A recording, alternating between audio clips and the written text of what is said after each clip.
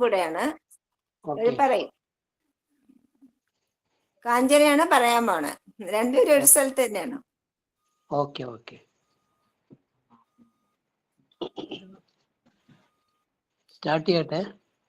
ജാനകിക്ക് കുറച്ച് ശ്വാസം മുട്ടലിന്റെ പ്രശ്നം ഉള്ളതുകൊണ്ടാണ് മാറി നിൽക്കുന്നത്. പക്ഷെ കാഞ്ചന ഉള്ളതുകൊണ്ട് she will do it. Okay.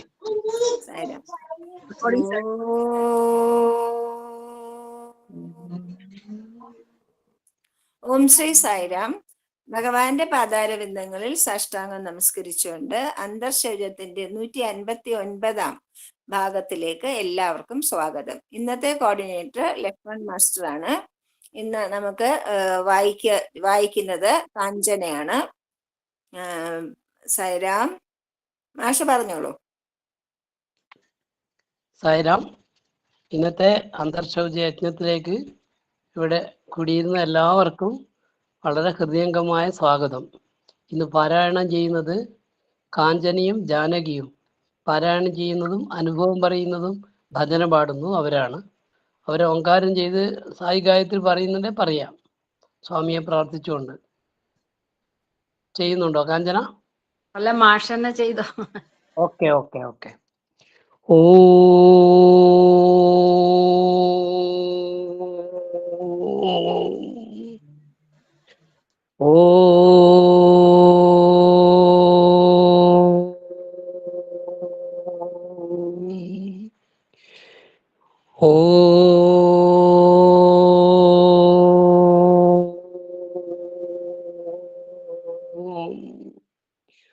ഓം സായീശ്വരായ വിദ്മഹേ സത്യദേവായ ധീമഹി തന്നഃ സർവ പ്രചോദയാത്.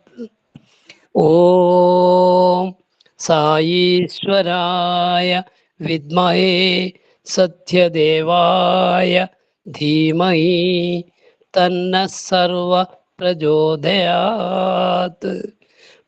ഓം സായീശ്വരായ വിദ്മഹേ സത്യദേവായ ധീമഹി തന്നഃ സർവ പ്രചോദയാത്. ഓം ശാന്തി ശാന്തി ശാന്തി. സായിരാം. കാഞ്ചന സ്വാമിയെ പ്രാർത്ഥിച്ചുകൊണ്ട് പാരായണം ആരംഭിച്ചോളൂ. സായിരാം. സായിരാം. ശ്രീ സത്യസായി വാണി 8ാം ഭാഗം 22 പേജ്. എന്റെ സന്ദേശം. പരമാത്മാവിന്റെ ചെറുതരംഗമായ ആത്മാവാണ് നിങ്ങളുടെ ഉണ്മ. മനുഷ്യ അസ്തിത്വത്തിന്റെ ഒരേയൊരു ലക്ഷ്യം ഈ ആത്മതത്വത്തെ സാക്ഷാത്കരിക്കുകയത്രേ. അലയും കടലും തമ്മിലുള്ള ബന്ധം അറിയുകയാണ്. നിങ്ങളുടെ മറ്റു പ്രവൃത്തികളെല്ലാം നിസ്സാര തത്വങ്ങളാണ്. അവയൊക്കെയും പക്ഷി മൃഗാദികൾക്കുമുണ്ട്. പരിണാമത്തിന്റെ പടവുകൾ ഓരോന്നും കയറി മൃഗാവസ്ഥയിൽ നിന്നും ഉയർന്നു വന്നിരിക്കുന്നത് ഈ തത്വമറിയാനാണ്. ജനനം തൊട്ട് മരണം വരേക്കും ആഹാരവും പാർപ്പിടവും സുഖഭോഗങ്ങളുമായി മനുഷ്യൻ കഴിഞ്ഞുകൂടിയാൽ മൃഗവുമായി എന്താണ് വ്യത്യാസം പിന്നെയുള്ളത്? ശ്രേഷ്ഠമായ 2 വരങ്ങൾ മനുഷ്യന് മാത്രം ലഭിച്ചിട്ടുണ്ട്: വിവേകവും വിജ്ഞാനവും. നിങ്ങളുടെ ഉണ്മയെക്കുറിച്ച് അറിയാൻ ഇവ രണ്ടും പ്രയോജനപ്പെടുത്തുക. എല്ലാ രാജ്യങ്ങളും ഈ ഭൂമിയിലാണ്. ചൂടും വെളിച്ചവും പകരുന്നത് ഒരേ ഒരു സൂര്യനാണ്. എല്ലാവരിലും ഒരേ ഒരു ആത്മതത്വമാണുള്ളത്. മനുഷ്യന് അവനെക്കുറിച്ചറിയാൻ ഏറെ സഹായിച്ചത് വേദഗ്രന്ഥങ്ങളാണ്.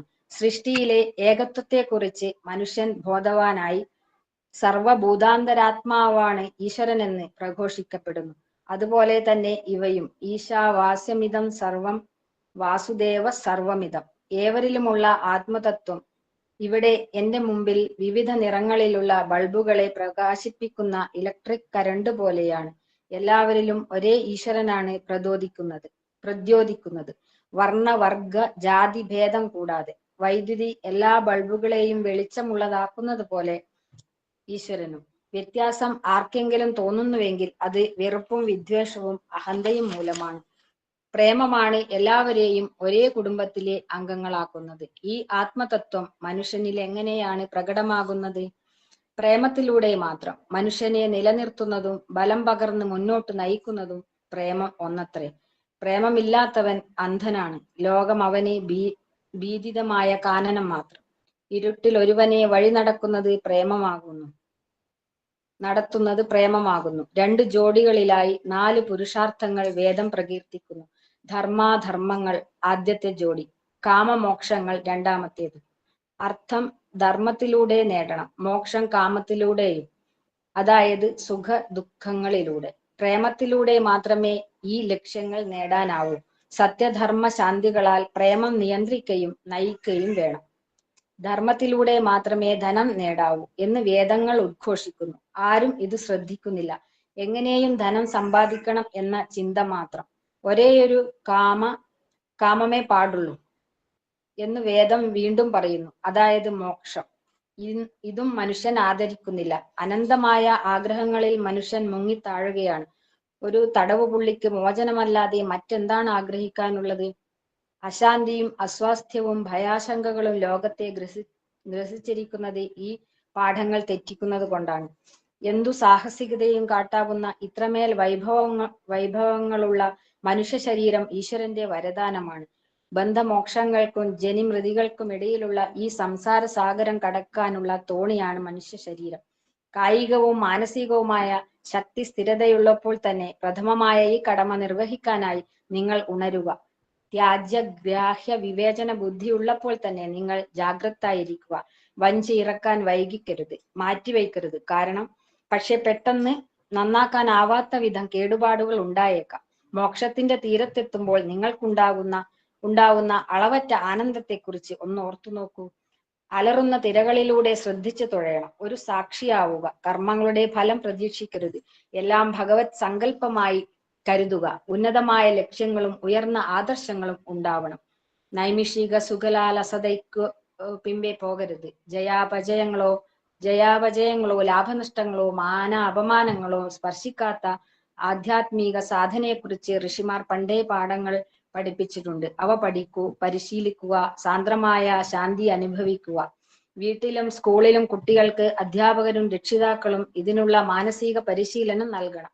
നാമസ്മരണയും ധ്യാനവും ശീലമാക്കണം. എല്ലാ വീട്ടിലും കാലത്തും വൈകിട്ടും ആധ്യാത്മിക ഗ്രന്ഥങ്ങൾ വായിക്കുന്ന ഒരു പതിവ് ഉണ്ടാക്കിയെടുക്കണം. ഒപ്പം നാമസ്മരണയ്ക്കായി അല്പം സാധനയും. രക്ഷിതാക്കളും കുട്ടികളും ഒപ്പം ഇരുന്ന് ഈശ്വര മഹിമ പാടി പുകഴ്ത്തണം. ആദ്യത്തെ ചുവടായി കുറച്ചു സമയം ഈശ്വര മഹത്വ സങ്കീർത്തനത്തിനായി കണ്ടെത്തുക. മെല്ലെ മെല്ലെ കൂടുതൽ സമയമെടുത്താകാം. ജീവിക്കുന്നു എന്നതിന്റെ പൊരുൾ ഈശ്വരനിൽ ജീവിക്കുന്നു എന്നാണ്. ഈ പൂർണ്ണതയിലും പവിത്രതയിലും എല്ലാവരും എത്തിച്ചേരണം. സത്യം നിങ്ങളാകുന്നു. വിശ്വാസം നഷ്ടപ്പെടുത്തരുത്. നിങ്ങൾ അനശ്വരതയാണ്. സ്നേഹം വളർത്തുകയും പങ്കുവയ്ക്കുകയും ചെയ്യുക. നിങ്ങളെ പോലെയുള്ള 2 ആൾക്കാരിൽ ഒരുവന് കൂടുതലും അവരന് കുറച്ചും കൊടുക്കുമോ? ഈശ്വരനെ മറക്കുമ്പോൾ വെറുപ്പും വിദ്വേഷവും ഉണ്ടാവും. ആത്മാവിനെ എല്ലാവരിലും ദർശിക്കുക. സ്നേഹം കിളിർക്കും. ശാന്തി മഞ്ഞുതുള്ളി പോലെ കിനിയും. പ്രേമസ്വരൂപന്മാരാണ് നിങ്ങൾ. എന്നെ കാണാനും കേൾക്കാനുമായി മണിക്കൂറുകളായി നിങ്ങൾ കാത്തിരിക്കുന്നു. പ്രസംഗിച്ച് നിങ്ങളെ തൃപ്തരാക്കാം. നിങ്ങളുടെ പ്രേമം എനിക്ക് അനുഭവപ്പെടുമ്പോൾ, ഞാൻ അത് പങ്കുവയ്ക്കുമ്പോൾ, പരസ്പരം പ്രേമം ആസ്വദിക്കുമ്പോൾ അതിൽ പരം മറ്റെന്ത് കൂട്ടായ്മയാണുള്ളത്? വാക്കുകൾ അപ്പോൾ അവിടെ അധികപ്പറ്റാകുന്നു. സ്നേഹദീപം നിങ്ങളുടെ ഹൃദയങ്ങളിൽ കൊളുത്താനാണ് ഞാൻ വന്നിരിക്കുന്നത്.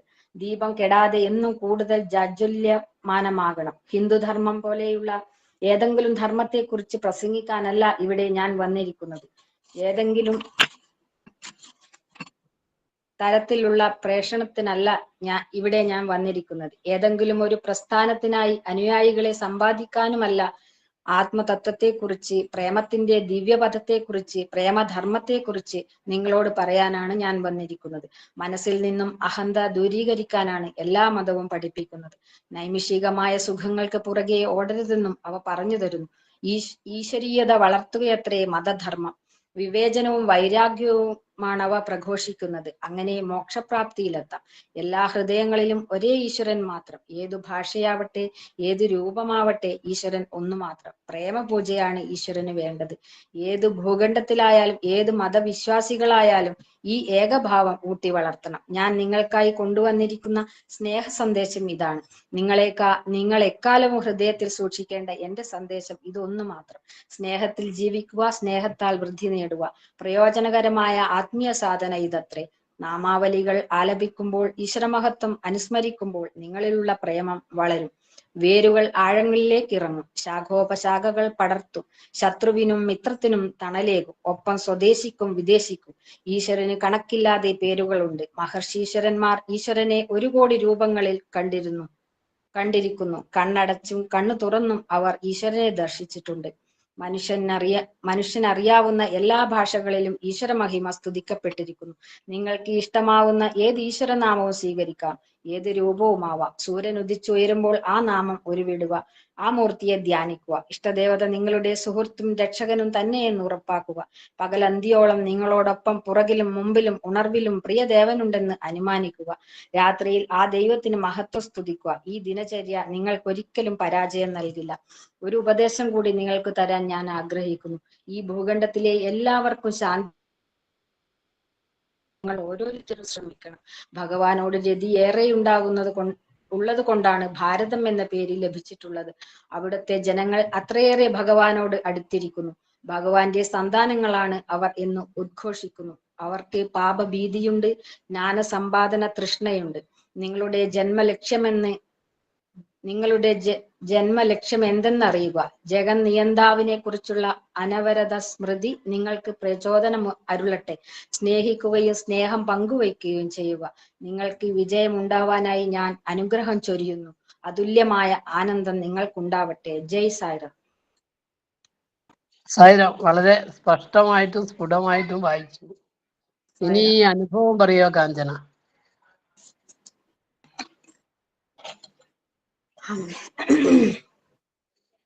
സായിരാം. ജാനകിയുടെ അനുഭവം കൂടെ പറഞ്ഞോളൂ. രണ്ടും കൂടെ ചേർത്ത് പറയും. സായിരാം. ജാനിയാളെ ഒന്നും പറയുന്നില്ല.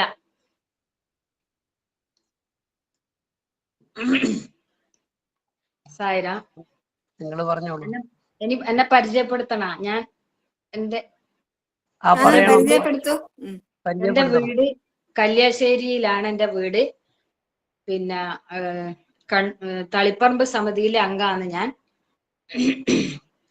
എന്റെ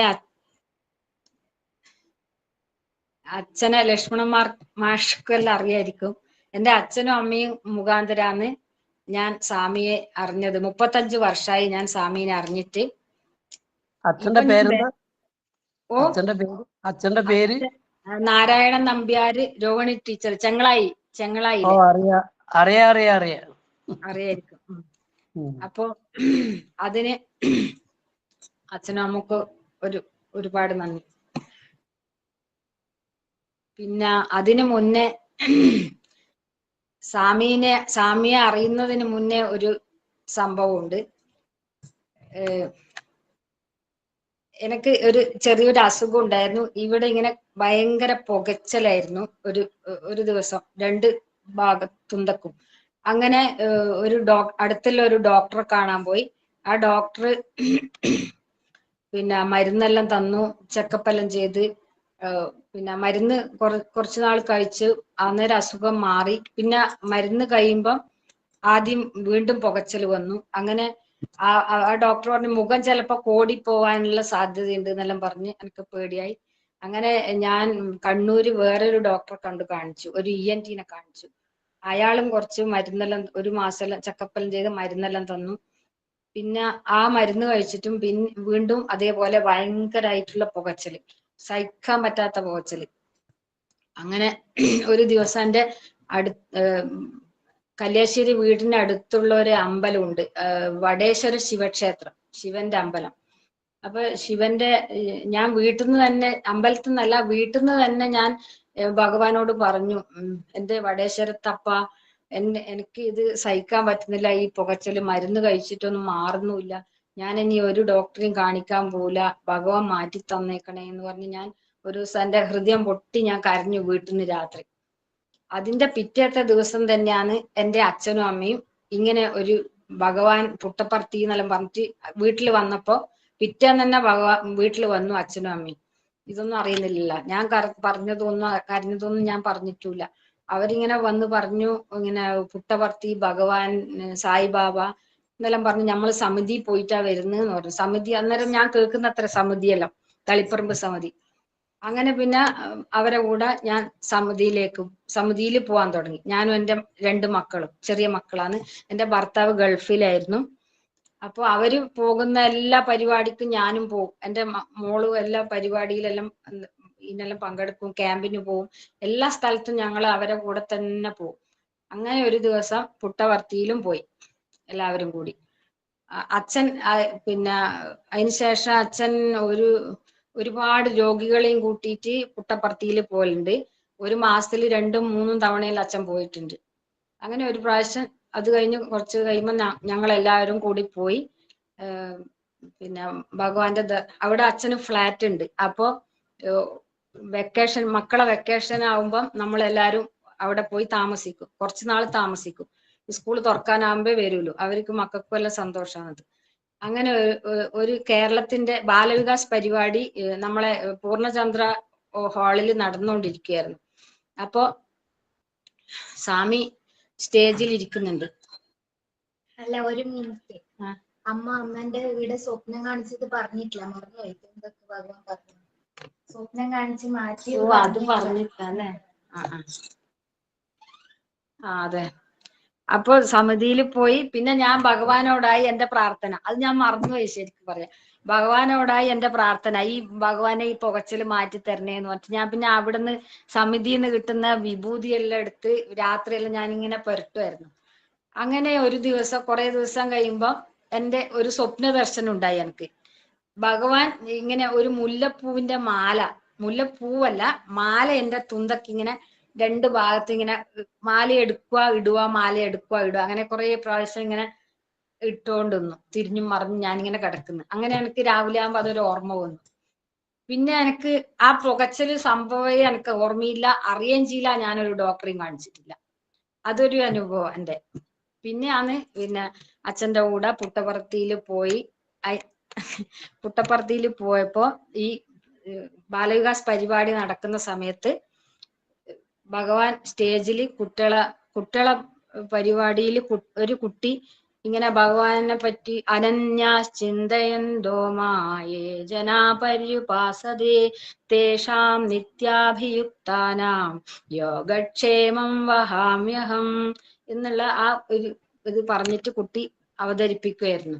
അപ്പൊ സ്വാമി ഇങ്ങനെ അതെല്ലാം കണ്ടിങ്ങനെ ആസ്വദിച്ചിരിക്കുമായിരുന്നു. സ്റ്റേജിൽ വലിയൊരു ഇത് ടിവിയും വെച്ചിട്ടുണ്ട്. അപ്പൊ നമ്മള് കുറച്ച് ബാക്കിലാണ്. അപ്പൊ ഞാൻ ടി വി തന്നെ നോക്കും, സ്വാമിനെ അടുത്ത് കാണാലോ, സ്വാമിന്റെ മുഖം ശരിക്കും കാണാലോ എന്ന് വെച്ച് ഇടക്ക് സ്റ്റേജ് നോക്കും, കുട്ടികളെ പരിപാടി, പിന്നെ സ്വാമിനെ നോക്കും. അപ്പൊ സ്വാമി ഇങ്ങനെ പതിവ് പോലെ മുഖം ടവലുകൊണ്ട് തുടക്കുന്നുണ്ട്. ടവല് തുടക്കുമല്ലോ ഇടക്ക്. അപ്പൊ ഞാനിങ്ങനെ വെറുതെ സ്വാമിയോട് ചോദിച്ചു, മനസ്സിലിങ്ങനെ വിചാരം വന്നു, സ്വാമി ആ ടവല് എനിക്ക് തരുവാ സ്വാമി? ഞാനിങ്ങനെ വെറുതെ ചോദിച്ചതേയില്ല. അപ്പൊ സ്വാമി ആ നിമിഷം ആ ടിവിന്ന്, സ്റ്റേജില് അല്ല ടിവിന്റെ അകത്ത് തന്നെ എന്നെ നോക്കിയിട്ട്, ടവല് നിനക്ക് ഞാൻ തന്നിട്ടില്ലേ? ടവല് ശരിക്കും സ്വാമി മലയാളത്തിൽ എന്നോട്, ഞാനാ ഇങ്ങനെ എന്താ ചുണ്ടല സ്വാമിന്റെ ടവല് എന്നെല്ലാം പറയുന്നത് എനിക്ക് ഇപ്പൊ ഓർമ്മയുണ്ട്. ഞാൻ നിനക്ക് തന്നിട്ടില്ലേ എന്ന് പറഞ്ഞു. എനിക്ക് പിന്നെ ഒന്നും തിരിയുന്നില്ല. ആകെ ഞാനിങ്ങനെ തരിച്ച്, സ്വാമി എന്നോട് ഇങ്ങനെ മലയാളത്തിൽ ഇങ്ങനെ വർത്താനം പറഞ്ഞില്ല ഞാൻ ചോദിക്കുമ്പോഴത്തേക്ക് വിചാരിച്ച്. പിന്നെ എനിക്കൊന്നും കഴിയുന്നില്ല. എൻ്റെ അടുത്ത് മോളുണ്ട്, എൻ്റെ അമ്മയുണ്ട്, പിന്നെ ജെൻസിന്റെ സൈഡിൽ എൻ്റെ അച്ഛനും എൻ്റെ മോനും ഇരിക്കുന്നുണ്ട്. പിന്നെ എനിക്കൊന്നും വർത്താനം പറയാനോ ഒന്നും കഴിയുന്നില്ല. ഞാൻ അമ്മയോടോ മോളോടോ ഒന്നും പറഞ്ഞിട്ടില്ല ഈ സംഭവം. പിന്നെ എനിക്ക് അവിടെ നിന്ന് പ്രോഗ്രാം കഴിഞ്ഞിട്ട് എണീക്കാനൊന്നും പറ്റുന്നില്ല. കാലും കയ്യിൽ ഇങ്ങനെ വിറക്കുന്നു, കിടുകിട വിറക്കുന്ന ഭയങ്കര ഒരു തരിപ്പ്. എങ്ങനെയല്ലോ അമ്മ എന്നെ കൈ പിടിച്ചിട്ട്, അമ്മയോടൊന്നും ഞാൻ പറഞ്ഞിട്ടില്ല. എന്നാ സംഭവം അമ്മ വിചാരിച്ച് കാല് ധരിച്ചിട്ടായിരിക്കുന്ന വിചാരിച്ചിന്. അപ്പൊ അല്ല, ഈ അനുഭവം കൊണ്ട് എനിക്കൊന്നും പറയാനൊന്നും പറ്റുന്നില്ല. ഞാനിട്ട് എങ്ങനെയല്ലോ എൻ്റെ അമ്മ കൈ പിടിച്ചിട്ട് പുറത്ത് വന്ന് അവിടെ ഇരുന്നു. പിന്നെ അച്ഛനും മോനും വന്നതിന് ശേഷം ഇങ്ങനെ നമ്മൾ പോയി സംഭവം പറഞ്ഞു ഞാൻ. എന്നിട്ട് അതൊരനുഭവം. പിന്നെ ഒരനുഭവം എന്താന്ന് വിചാരിച്ചാല് കുൽവന്ത് ഹാളില് സ്വാമിന്റെ ദർശന സമയത്ത് മുമ്പിൽ എങ്ങനെയാ പറയാ ആ ആ സ്വാമി അപ്പോ അതിന് മുന്നിൽ ഒരു കഥയുണ്ട്. സ്വാമി ടവല് ഈ കുഞ്ഞമ്മയ്ക്ക് അവിടെ നിന്ന് പ്രോംപ്റ്റ് ചെയ്യാതെ ഒന്ന് പറഞ്ഞൂടെ? അല്ല, അതെന്റെ മോളാണ് ഞാനിതെല്ലാം മറന്നു പോകുന്നു ഇടക്ക് പറയാൻ. അപ്പോ സ്വാമി നിനക്ക് ഞാൻ ടവല് തന്നിട്ടില്ലേന്ന് പറയുന്നതിന്റെ മുന്നിലൊരു സംഭവം ഉണ്ട്. എന്നാ വെച്ചാല് അച്ഛൻ ഇങ്ങനെ ഇടക്കിടക്കേ പോവലുണ്ടല്ലോ പുട്ടവർത്തിയില് രോഗികളെല്ലാം കൊണ്ട്. അപ്പൊ സ്വാമി ഒരു ദിവസം അച്ഛന്റെ ടവല് അച്ഛൻ കൊടുത്തിട്ട് ടവല് മുഖം തുടച്ചിട്ട് സ്വാമി പിന്നെ അച്ഛന് കൊടുത്തിന്. ആ ടവൽ എനിക്ക് അച്ഛൻ കൊണ്ടു തന്നിട്ട് ഞാനത് ഭദ്രമായിട്ട് ബോക്സിൽ വെച്ച് ചെറിയൊരു ബോക്സിൽ വെച്ച് എന്റെ പൂജാമുറിയിൽ ഭദ്രമായിട്ട് വെച്ചിട്ടുണ്ട്. അപ്പൊ ഞാനത് എടുത്തിടക്ക് മണപ്പിക്കൊല്ലം ചെയ്യും മക്കളും. അല്ല ഭയങ്കര സ്മെല്ലാണ് അത്, തുറക്കുമ്പോൾ തന്നെ ഭയങ്കര സ്മെല്ലായിരിക്കും. അങ്ങനെ ഒരുപാട് നല്ല സുഗന്ധ പുഷ്പങ്ങളെല്ലാം ഒരു നല്ല വാസനയായിരുന്നു അത്. അപ്പൊ ഞാനത് അത്ര വലിയ കാര്യാക്കിയിട്ടൊന്നുമില്ല അങ്ങനെ തന്നത്. അപ്പൊ ഇത് മുന്നേ ഉള്ളത് തന്നതാണ്. അപ്പൊ അതിന് ശേഷമാണ് ഞാൻ ഈ ടവലിനെ പറ്റി ചോദിക്കുന്നത്, സ്വാമി എനക്ക് ആ ടവല് തരുമോന്ന് വെറുതെ. അപ്പൊ അന്ന് അച്ഛന് കൊടുത്ത ടവല് ആന്ന് സ്വാമി പറയുന്നത്, എനിക്ക് ഞാൻ ടവല് തന്നിട്ടില്ലേ. അന്നേരം എനിക്കത് മനസ്സിലായി, ഇത് സ്വാമി എനക്ക് തന്നത് തന്നെയാണെന്ന് എനിക്ക് മനസ്സിലായി. അങ്ങനെ അത് ഒരു സംഭവം. പിന്നെ ഒരു സ്വാമി ഇങ്ങനെ ദർശനത്തിന് വരുമ്പോ കുൽവന്ത് ഹാളില് അന്നേരം ചെറിയതാണല്ലോ, വലിയത് ഇപ്പല്ലേ ആക്കീനി. അവിടെ ഞാനും മോളും ഇരിക്കുന്നുണ്ട്. അപ്പൊ സ്വാമി ഇങ്ങനെ അങ്ങനെ സ്വാമിന്റെ യജുർമന്ദിർന്ന് ഇങ്ങനെ മ്യൂസിക് വരുമല്ലോ. അപ്പൊ സ്വാമി ഇങ്ങനെ വരുമ്പോ അപ്പൊ അതിന് മുന്നേ എന്റെ അച്ഛൻ പറഞ്ഞിട്ടുണ്ട്, പിന്നെ സ്വാമിന്റെ നോട്ടം കിട്ടിയാല്, നല്ലോണം നോട്ടം കിട്ടിയാല് നമ്മളെ എല്ലാ ജന്മങ്ങളിലെ പാപങ്ങളെല്ലാം തീർന്ന് അച്ഛൻ ഇങ്ങനെ പറയുന്ന കേട്ടിട്ടുണ്ട് ഞാൻ. അപ്പൊ ഞാനും അങ്ങനെ വെറുതെ ഇരുന്നിടത്ത് ഇങ്ങനെ പറഞ്ഞു, സ്വാമി ഇങ്ങനെ നടന്നു പോകുമ്പോ എന്റെ അടുത്തെത്താനാകുമ്പോ നോക്കുന്നൊന്നുമില്ല, നടന്നു പോകുന്നു. അടുത്തെത്താനാകുമ്പോ ഞാനിങ്ങനെ മനസ്സിലിങ്ങനെ പറഞ്ഞു, മോളെന്റെ മടിയിലിരിക്കുന്നുണ്ട് എന്റെ തൊട്ട്, ഞാൻ സ്വാമി എന്നെ ഒന്ന് നല്ലോണം നോക്കണേ സ്വാമി, എന്റെ എല്ലാ ജന്മങ്ങളിലെ പാപങ്ങളെല്ലാം തീർത്തു തരണേ ഭഗവാനെ, എന്നെ ഒന്ന് നോക്കണേ. ഇങ്ങനെ ഞാൻ എന്റെ മനസ്സിൽ വിചാരിച്ചിട്ടേ ഇല്ലു. വിചാരിച്ച് തീരുമ്പോഴത്തേക്കന്നെ ആ നടന്നുകൊണ്ടിരിക്കുന്ന സ്വാമി ഒറ്റ നിന്നിട്ട് എന്നെ ഒറ്റ നോട്ടം എന്ന് പറഞ്ഞാൽ ഒരുപാട് സമയം, എത്ര സമയം പോലും എനിക്കറിയില്ല, 1-2 മിനിറ്റ് എടുത്തിട്ടൊന്നും ഓർമ്മയില്ല. അത് അത്രക്കും സമയം എന്നെ നോക്കി ഒരേ നോട്ടം, കണ്ണ് ചിമ്മാണ്ട് സ്വാമി എന്നെ നോക്കുന്നു, ഞാൻ സ്വാമിയെ നോക്കുന്നു. ആകെ എനിക്കെന്തോ കുറേ സമയം കഴിഞ്ഞപ്പോ എനിക്ക് എന്തോ ആയി, ഇങ്ങനെ ആൾക്കാരിൽ എന്നാ വിചാരിക്കോ ഈശ്വര എന്ന് വിചാരിച്ചിട്ട് എനിക്കെന്തോ നാണക്കേട് പോലെ തോന്നിട്ട് ഞാൻ തന്നെ കണ്ണെടുത്തു സ്വാമീന്റെ മുമ്പിന്ന്. ഞാൻ തന്നെ ചോദിക്കുക, എന്നെ നോക്കണേ സ്വാമി. എന്നിട്ട് ഞാൻ തന്നെ എനിക്ക് എന്തോ കുറവായിട്ട് ഞാൻ തന്നെ കണ്ണെടുത്തു. അങ്ങനെ സ്വാമി അപ്പാടെ അങ്ങ് നടന്നു പോയി. ഇതാണ് എന്റെ പിന്നെ ഒരു സംഭവം അനുഭവം. പിന്നെ ഒരുപാട് ഇതുപോലത്തെ കുറെ അനുഭവങ്ങളുണ്ട്. അത് പിന്നെ ഞാൻ ഒരു അവസരത്തിൽ പറയാം. സായിരാം. സായിരാം, വളരെ ഭംഗിയായിട്ടുണ്ട് ഓരോ കാര്യങ്ങളും പറഞ്ഞത്. വളരെ മനോഹരമായ അനുഭവങ്ങളല്ലേ. ജാനകിയുടെ തൊരണമെങ്കിലും ഒന്ന് പറയാൻ പറയൂ എന്നിട്ട്. ജാനകി വരുന്നില്ല, മുഖം ഒന്ന് കാണിക്കാനെങ്കിലും പറയൂ. ഭജന കഴിഞ്ഞിട്ട് വിളിക്കാം. ശരി സായിരാം. സ്വാമീന്റെ പ്രസന്റേഷൻ അല്ലേ? പ്രസന്റേഷൻ. വീഡിയോ ഓഫ് ചെയ്തോളെ, ഭജനയ്ക്ക് ഓൺ ചെയ്താൽ മതി. കാഞ്ചന വീഡിയോ ഓഫ് ചെയ്തു.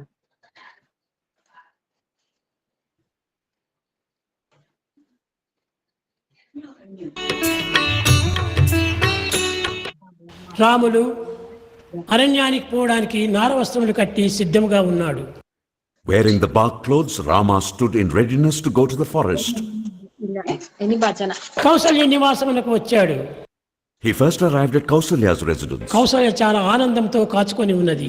Kausalya was waiting in joy. ఈనాడు రాములకు పట్టాభిషేకం కదా, ఎట్టి ఆనందంతో ఎట్టి అలంకారంతో నా గృహము చేరుతాడో అని ఎదురు చూస్తూ ఉండేది.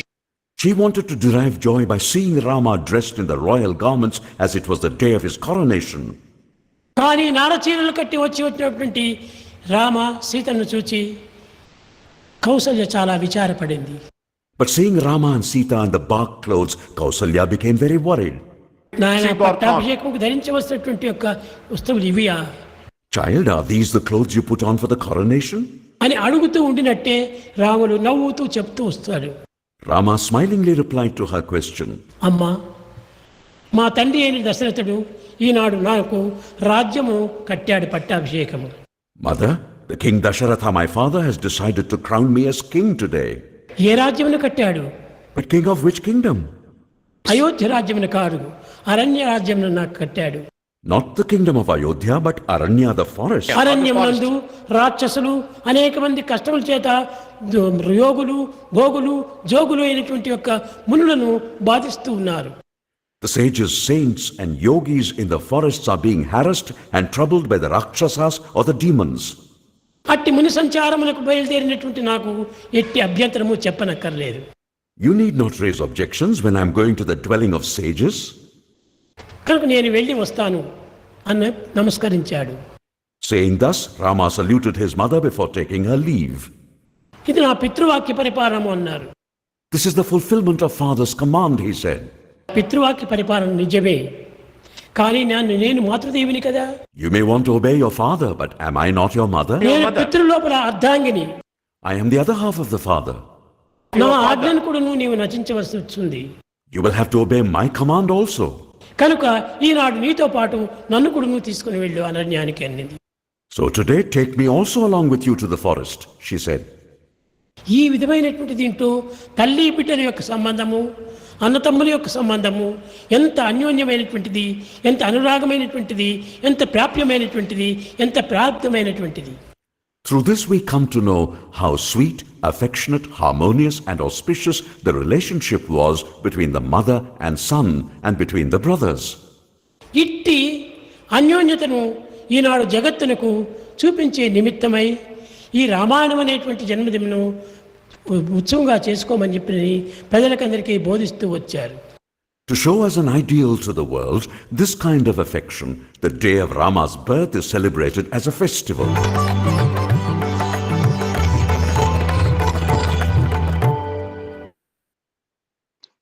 సాయిరామ్, కాంచన భజన പാടിക്കോളൂ.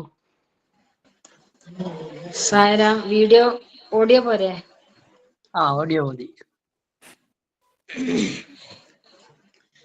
നീലകണ്ഠ മഹാദേവ ഗൗരി വന്ദന, നീലകണ്ഠ മഹാദേവ ഗൗരി വന്ദന, ചന്ദ്രചൂഡദയാനാഥ നന്ദിവാഹന, ചന്ദ്രചൂഡദയാനാഥ നന്ദിവാഹന, സാംബ ശിവ ശൂലധാരി നാഗഭൂഷണ, സാംബ ശിവ ശൂലധാരി നാഗഭൂഷണ, ഭാലനേത്ര ഉമാകാന്ത പരമ പാവന, ഭാലനേത്ര ഉമാകാന്ത പരമ പാവന, നീലകണ്ഠ മഹാദേവ ഗൗരി വന്ദന, നീലകണ്ഠ മഹാദേവ ഗൗരി വന്ദന, ചന്ദ്രചൂഡദയാനാഥ നന്ദിവാഹന, ചന്ദ്രചൂഡദയാനാഥ നന്ദിവാഹന, സാംബ ശിവ ശൂലധാരി നാഗഭൂഷണ, സാംബ ശിവ ശൂലധാരി നാഗഭൂഷണ, ഭാലനേത്ര ഉമാകാന്ത പരമ പാവന, ഭാലനേത്ര ഉമാകാന്ത പരമ പാവന, നീലകണ്ഠ മഹാദേവ ഗൗരി വന്ദന. സായിരാം. സായിരാം. സായിരാം. സായിരാം. സായിരാം ജാനകി. സായിരാം. സായിരാം. എപ്പോഴെങ്കിലും ഒന്ന് പറയാം അല്ലേ? പിന്നെ എപ്പോഴെങ്കിലും ഞാൻ തരാം, ഓഗസ്റ്റിലോ വല്ലോ. ഓക്കെ, നമുക്ക് നോക്കാം. സായിരാം. സായിരാം. സായിരാം. സായിരാം.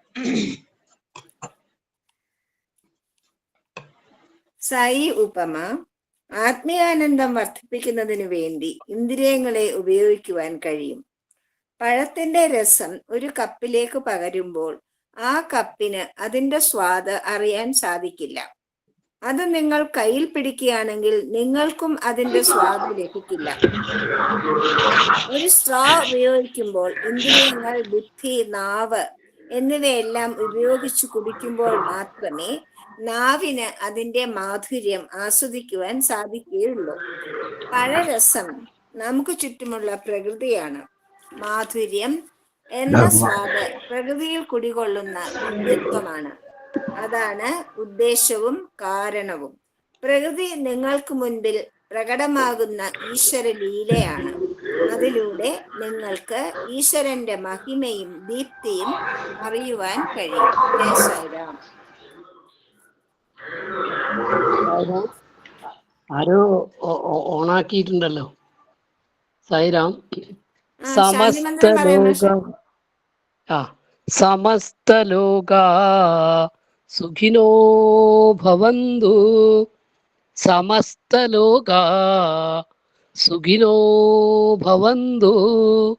സമസ്തലോക സുഖിനോ ഭവന്തു. ഓം